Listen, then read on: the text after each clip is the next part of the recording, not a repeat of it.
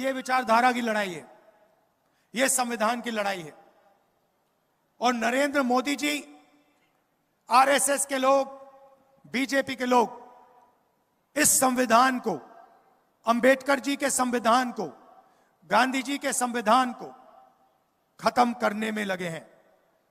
सामने से नहीं करते हैं, बंद कमरों में करते हैं, सरकारों को गिराकर करते हैं, किसानों से धन छीनकर करते हैं, अरबपतियों को कर्जा माफ करके इस पर आक्रमण करते हैं। इसीलिए लड़ाई इसकी है, संविधान को बचाने की लड़ाई है, नफरत को मोहब्बत से हराने की लड़ाई है। यह मोहब्बत की किताब है, इसमें आप पढ़ लो, इसमें आपको नफरत कहीं नहीं मिलेगी। नफरत आपको बीजेपी के लोगों के दिल में मिलेगी, इस किताब में नहीं मिलेगी। कांग्रेस पार्टी के कार्यकर्ता के दिल में आपको कभी नहीं मिलेगी, कांग्रेस पार्टी के नेताओं के दिल में आपको कभी नहीं मिलेगी, इंडिया गठबंधन के नेताओं के दिल में आपको नफरत नहीं मिलेगी। यही लड़ाई है और यह आपके खून के अंदर है। यह संविधान, यह आपके डीएनए में है, यह आपके खून में है। और मैं जानता हूं, जो मैं आपसे कह रहा हूं आप समझ रहे हो। मैं जानता हूं कि आप हर रोज इस संविधान की रक्षा करते हो, नफरत को मोहब्बत से काटते हो। जैसे मैंने कहा भारत जोड़ो यात्रा में, जो मैंने कहा, नफरत के बाजार में आप सब मोहब्बत की दुकान खोलते हो।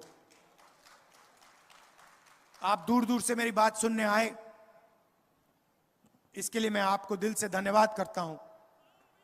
और अंत में फिर से कहता हूं कि हमें 10-15 लोगों का हिंदुस्तान नहीं चाहिए, हमें अरबपतियों का हिंदुस्तान नहीं चाहिए, हमें किसानों का, मजदूरों का, युवाओं का हिंदुस्तान चाहिए।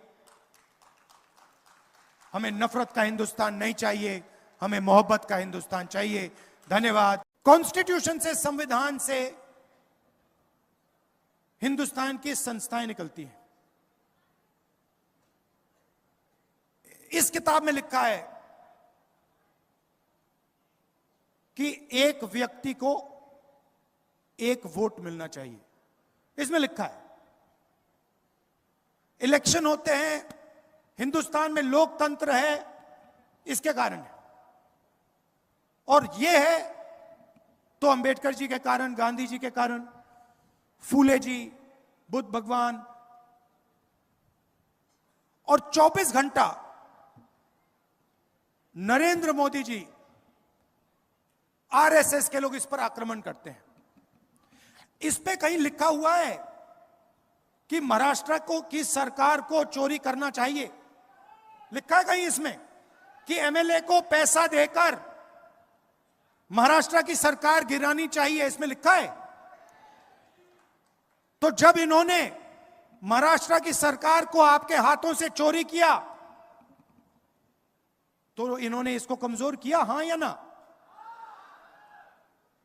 जब ये अपने लोगों को हिंदुस्तान की सारी यूनिवर्सिटीज में वाइस चांसलर बनाते हैं तो इसको ये कमजोर करते हैं, मजबूत करते हैं।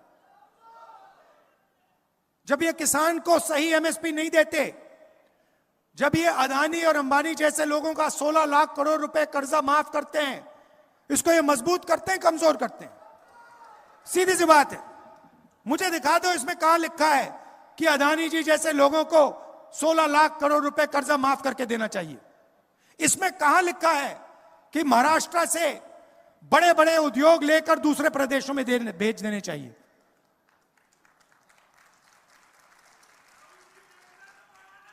तो 24 घंटा नरेंद्र मोदी, आरएसएस, बीजेपी के लोग इसको खत्म करने में लगे हुए हैं। सामने से नहीं बोल सकते, क्योंकि सामने से बोल दिया, गलती से भी बोल दिया तो फिर हिंदुस्तान की जनता एकदम उन पर टूट पड़ेगी। इसीलिए वो छुप छुप कर बंद कमरों में संविधान की हत्या करते हैं। क्या जब आपकी सरकार छीनी गई, जब विधायकों को करोड़ों रुपए दिए गए, उन्होंने वो काम बंद कमरों में किया या आपके सामने किया? बंद कमरों में किया ना।